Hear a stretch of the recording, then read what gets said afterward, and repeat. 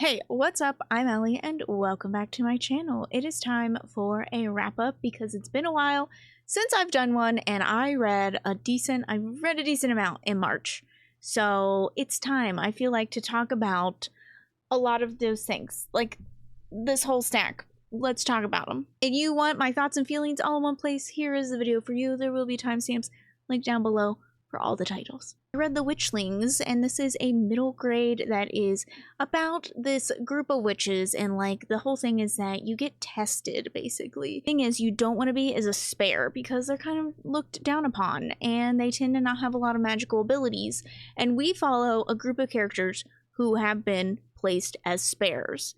But they actually group together and decide that they are going to try to do the unthinkable, the unimaginable, and they are going to make their powers work and make their own coven.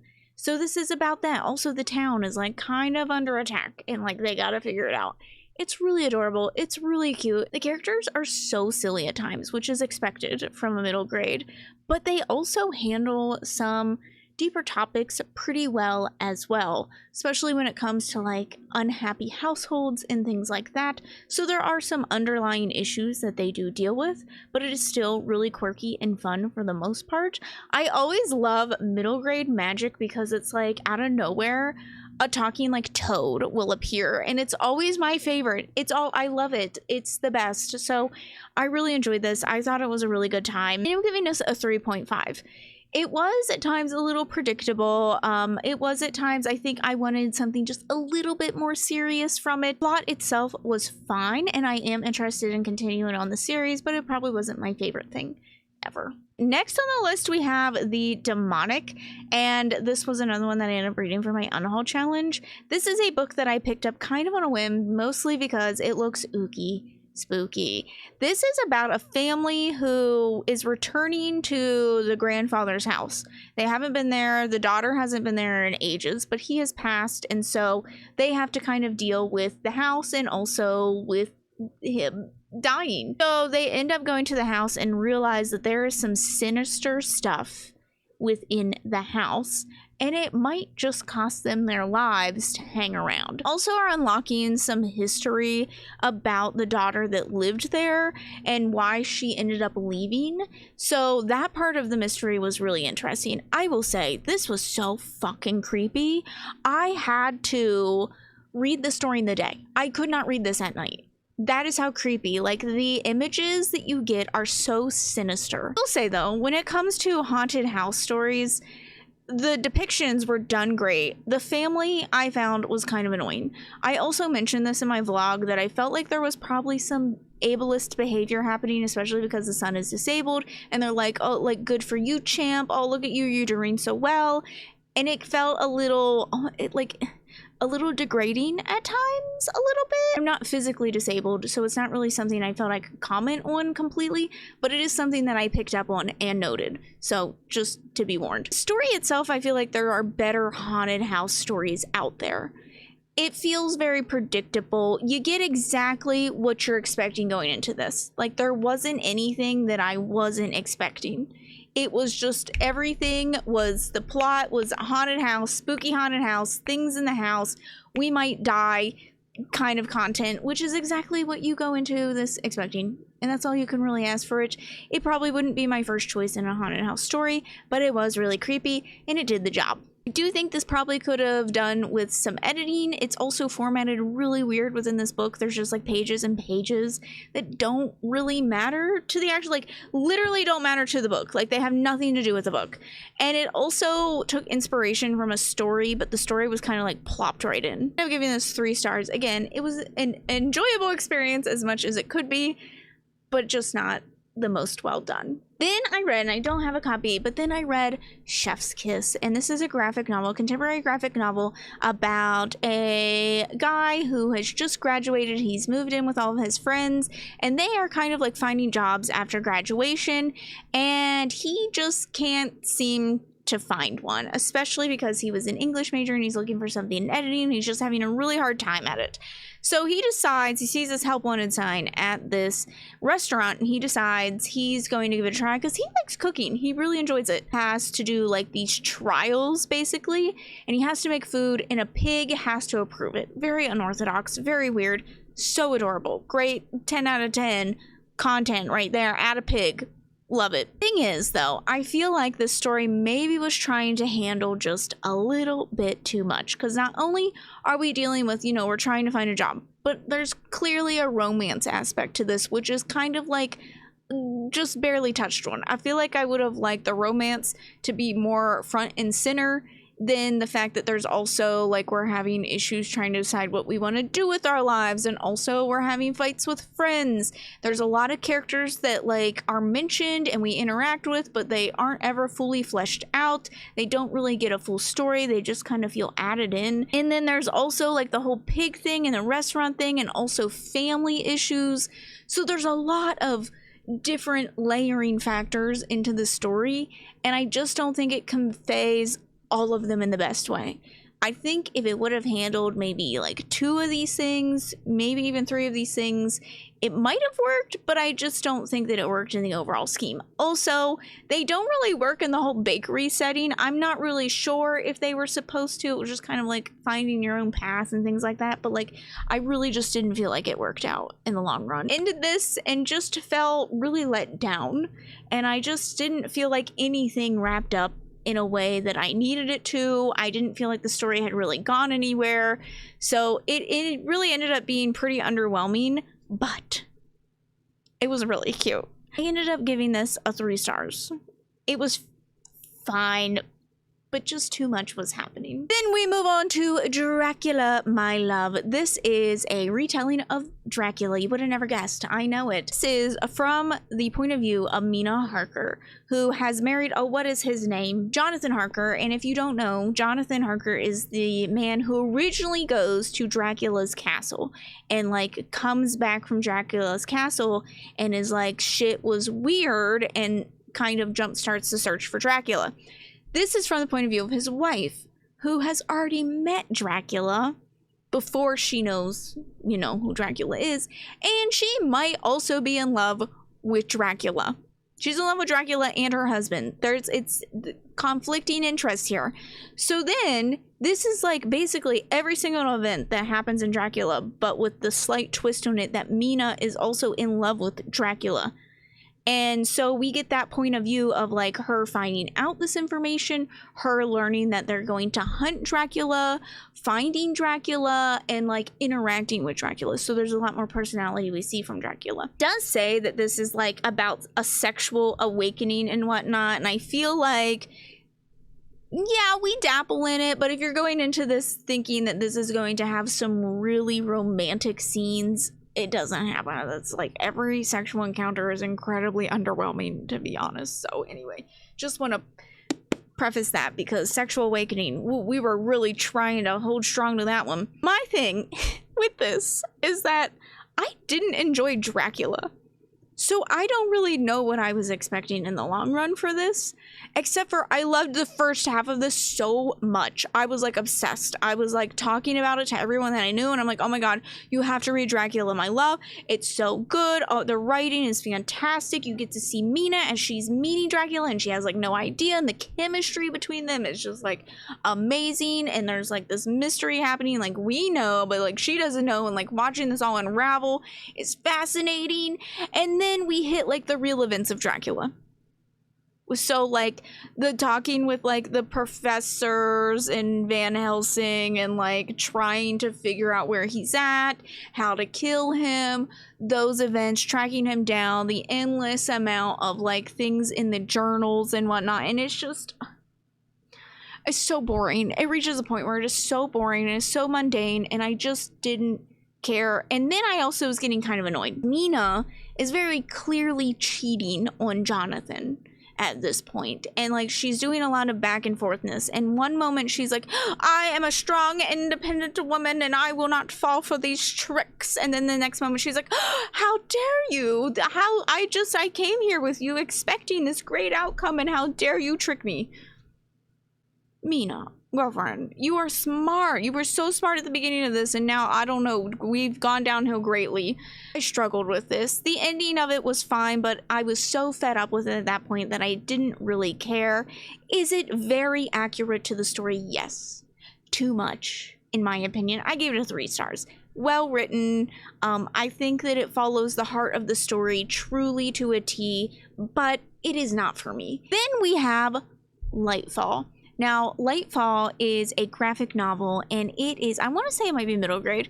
It is about this girl in like this fantasy world, and her grandfather, she lives with her grandfather, and he has memory issues, and she goes out one day and she comes across this other adventurer, and he's like, I'm looking for so-and-so, and she's like, oh, that's my grandfather, come, let's go.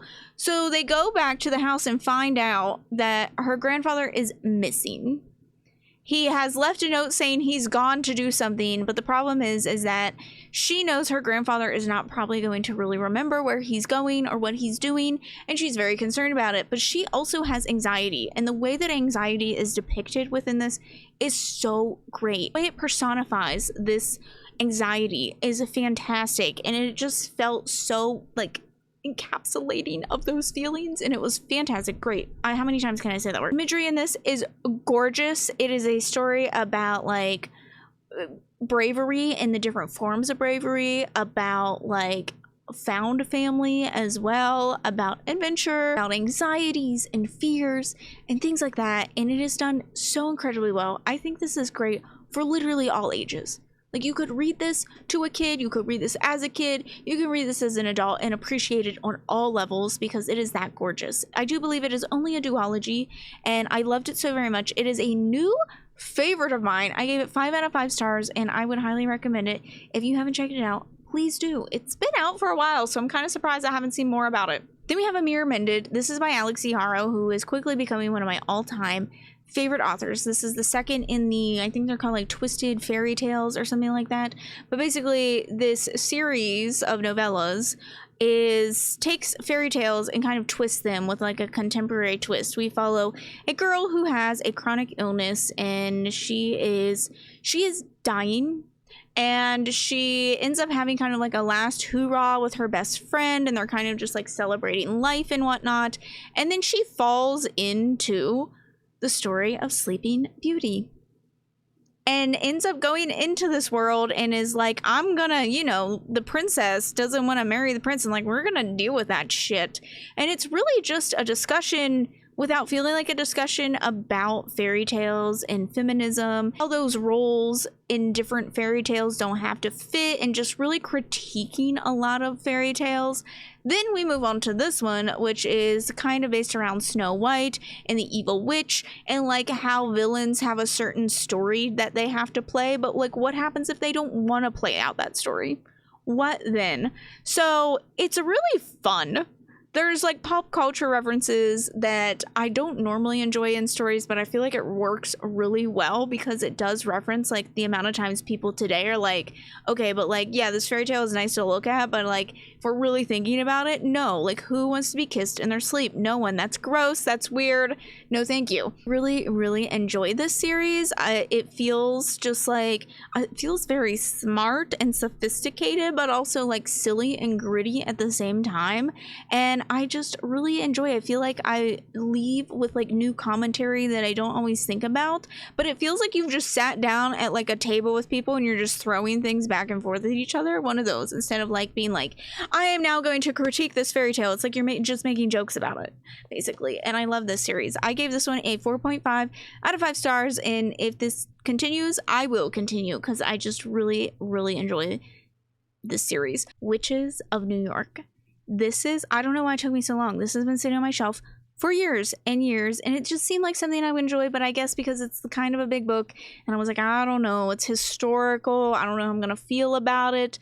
This is a story about a tea shop, these witches that run a tea shop, and we follow a third witch who has come to the tea shop looking for work, and it's also a time period when witches are pretty frowned upon. There are witch hunters, and there are people who just do not speak fondly of witchcraft, although they also don't always speak of it as witchcraft.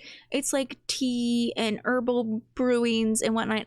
So like prophecies and ghosts. Oh god, there's so many ghosts and I love it. So this is definitely dark and whimsical. I love this. There will be times where you're just like sitting down, getting to know these girls, and you're just like, I want to be friends with them. I want to hang out with them. I want to make tea with them and talk like town gossip. And in the next moment, you're seeing a witch being killed in like a basement. Great, amazing, fantastic. This is one of those stories that is like a slow burn, but in the best way possible. Like it gives the details. You find out so much about the world around you in the moments that you need it without feeling info dumpy. They are really just, they flow.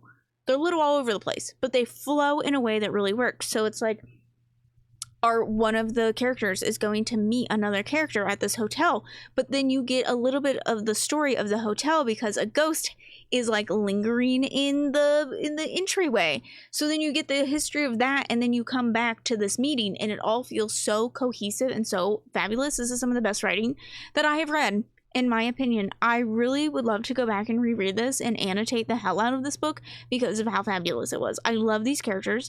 I love the story. I love that there is like this impending doom, but everything also feels kind of lighthearted at times.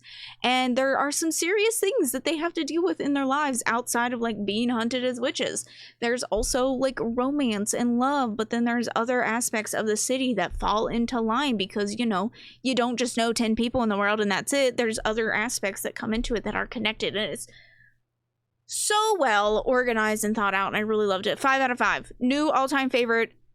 I will probably recommend. I'm feeling like historical fantasy is really a thing that I love without realizing that I loved it until this year. Unfamiliar. I'm really trying to get back into my graphic novel game, as you can tell. So I read Unfamiliar, and this is another witchy story. Apparently I'm really about like witchy stuff, vampires and witchy stuff. Apparently that's just what I really love. Adorable. It's about this witch who moves into a new house. She gets a new house and finds out that it has ghosts all through it, and she's like, I need to get these ghosts gone.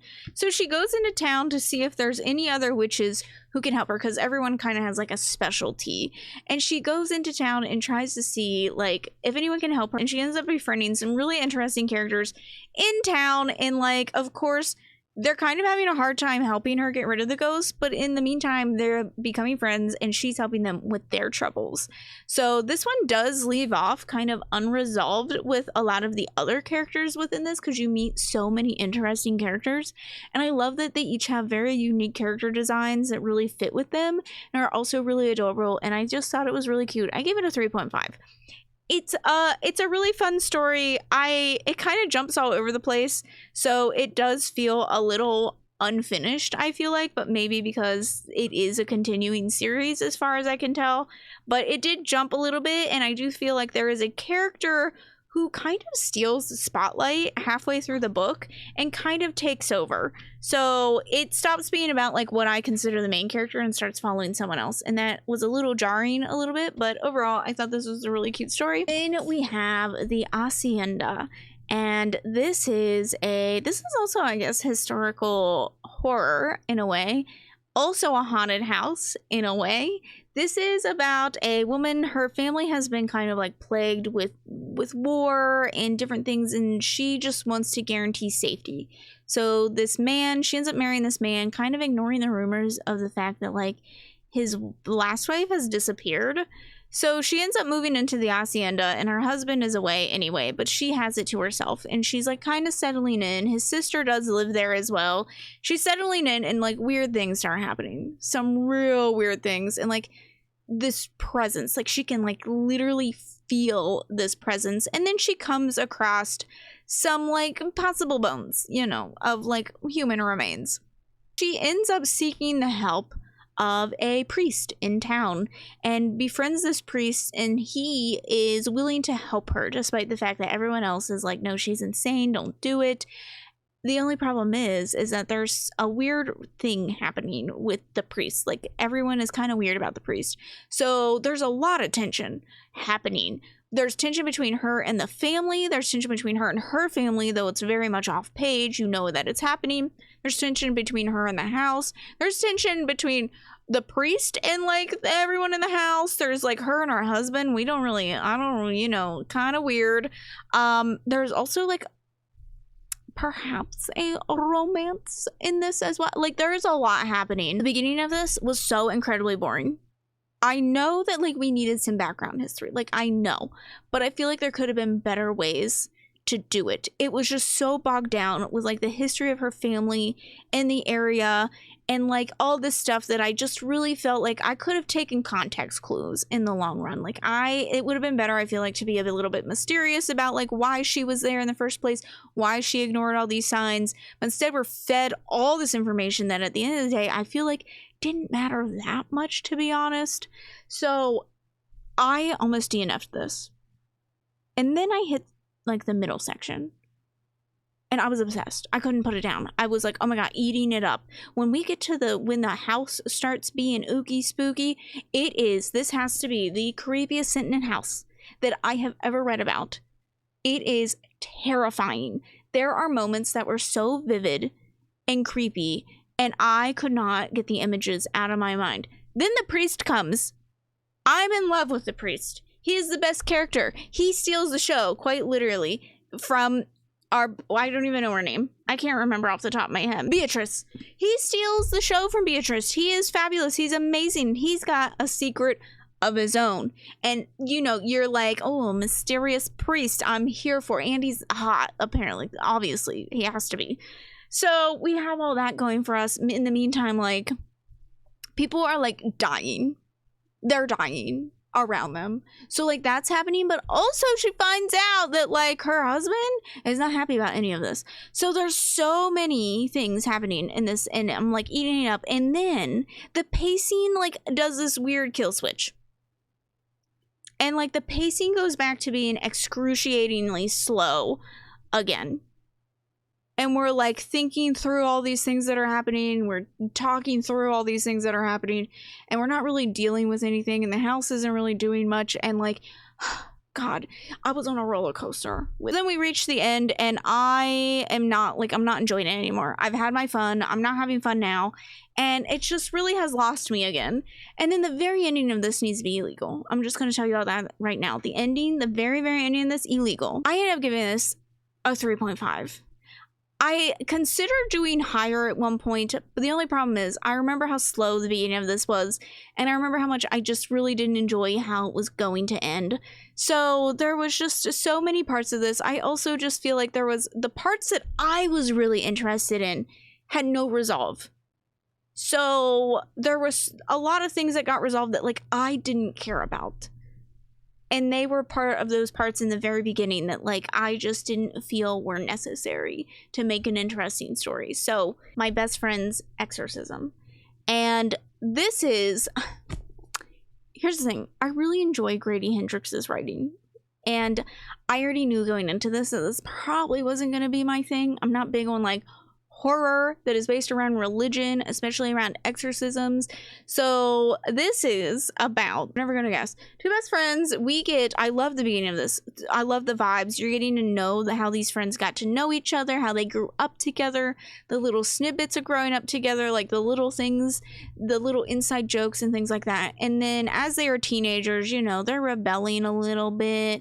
Things at home are not like amazing. So they're rebelling a little bit and they're in the woods with like a group of friends, and then one of them is like lost in the woods. And the other best friend goes to find her, ends up finding her like hours later, and she's like naked and dirty and like seems really out of it kind of deal. Something seems really off. So she's like, is everything okay? And she's like, yeah, everything's fine. And they come across also, there's like this little cabin in the woods, and they think they see something in this cabin, right? And then that's kind of it. And then the friend that like was found in the woods starts being just acting really weird. A lot of really weird things start happening, and a lot of just not great things start happening. So that leads our friend to believe like something needs to be done. A demon has entered my best friend. And that's my best friend's Exorcism. I will say, I feel like this book lost me a little bit in the middle.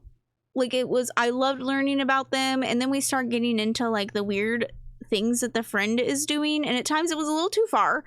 But there was things that like I feel like I just like I either didn't comprehend or just wasn't catching, and it just really had lost me a little bit within all of that. And I think it's just because it was a subject matter that like I personally just don't really enjoy. Ending also feels a bit rushed, and like a lot of things are happening at once at the end, so you like have this really slow build up because you're getting to know the friends, and then you kind of have like a slow in the middle because you are seeing all this unravel and everything that's happening and like all these awful things that are going on, and like you're getting gaslit into being told like none of this is wrong. And also there's like a lot of teenage fights and everyone's really shitty to each other, but like high school friendships are kind of shitty sometimes.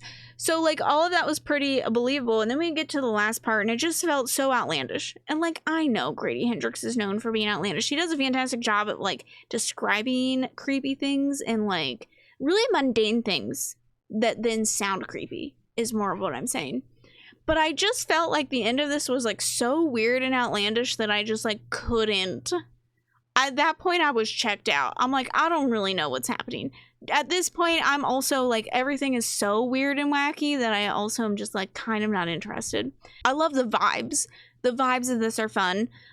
If you just, I guess, if you don't take it too much to heart, I guess it can be really fun, but it's also a subject matter that I feel like you have to enjoy in the first place.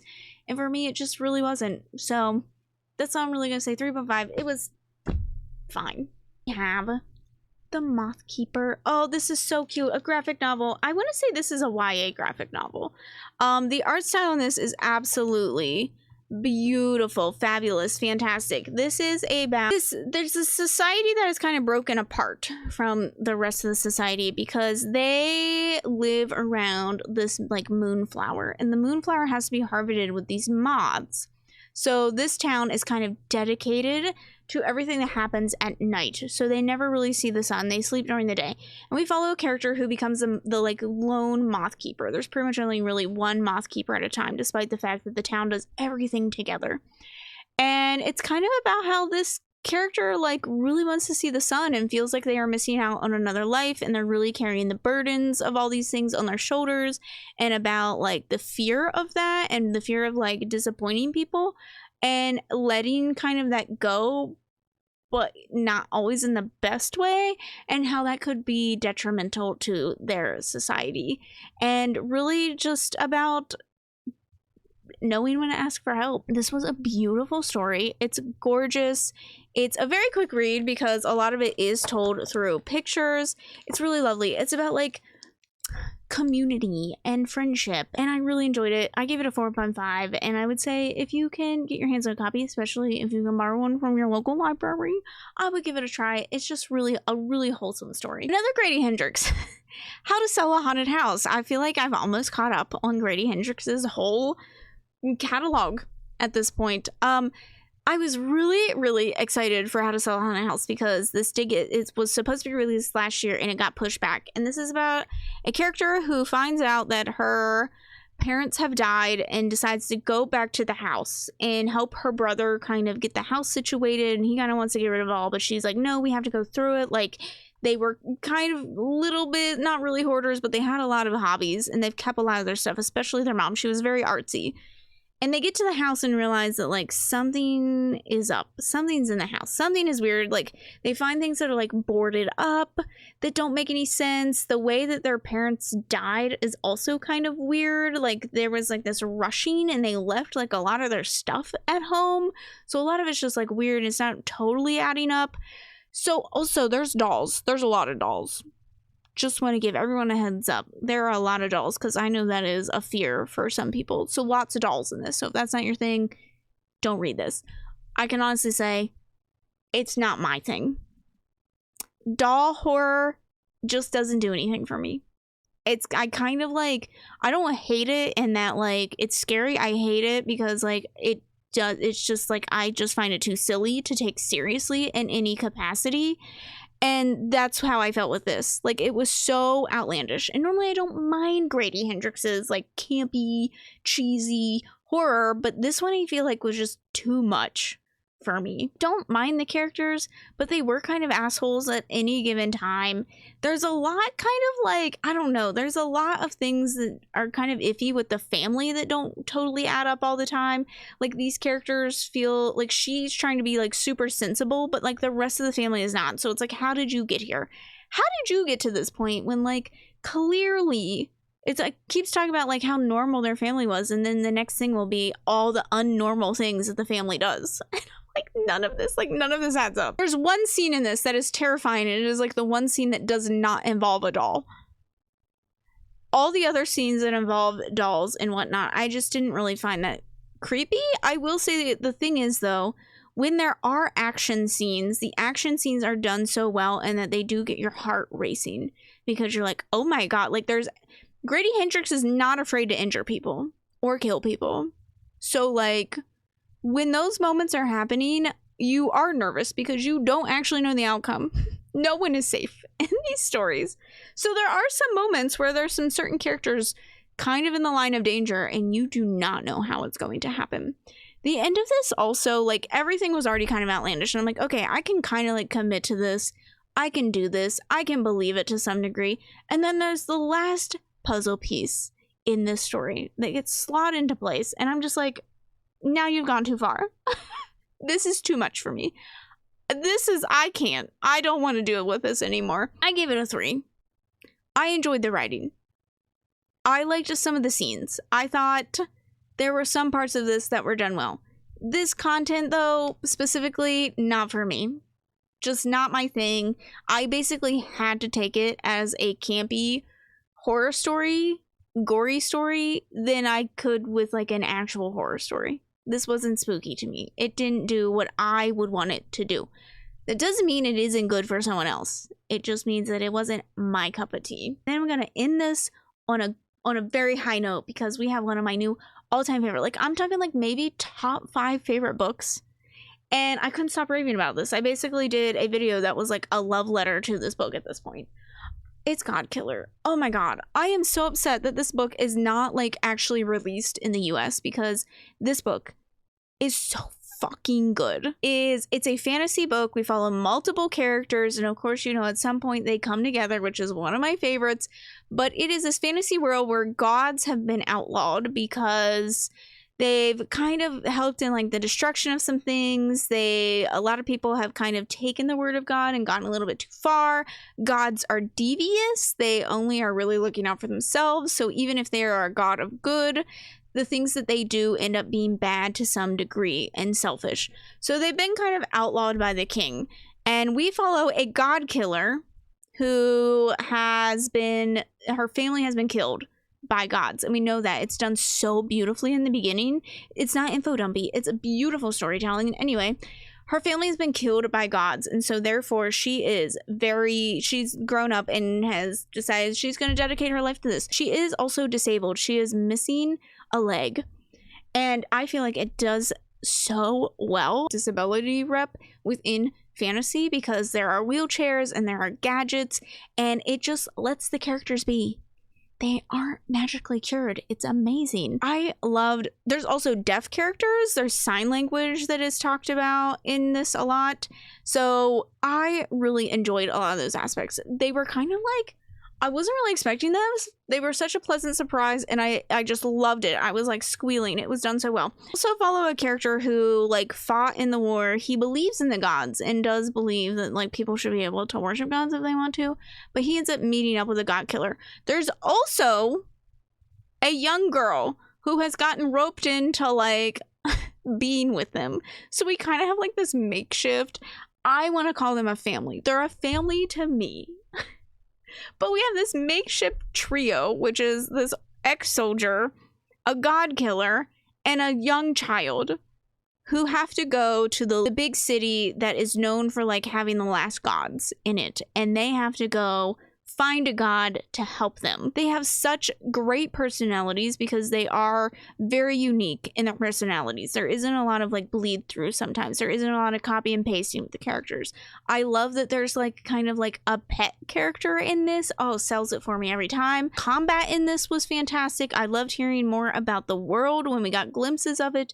It's beautifully written at times as well, but it also feels very real. It doesn't try too hard. All these tabs and all this, the note taking and the writing that I did, because it's just so beautiful and fabulous. And anyway, that's what I wanted to tell you all. I gave it this a 5 out of 5 stars. Can't stop talking about it. I don't even know what else to say that I can even say. If you haven't read it, just read it. If you can get your hands on it, do it. If you can get it from Waterstones, do it. Those are, we had 3 5-star reads in this, so like that's good. Lightfall, Witches of New York, and Godkiller. If you've made it this far, thank you so much. I hope that you've liked this video. Let me know some of your recent reads, if you've read any of these reads, how you felt about them, and I will see you in the next one. Bye!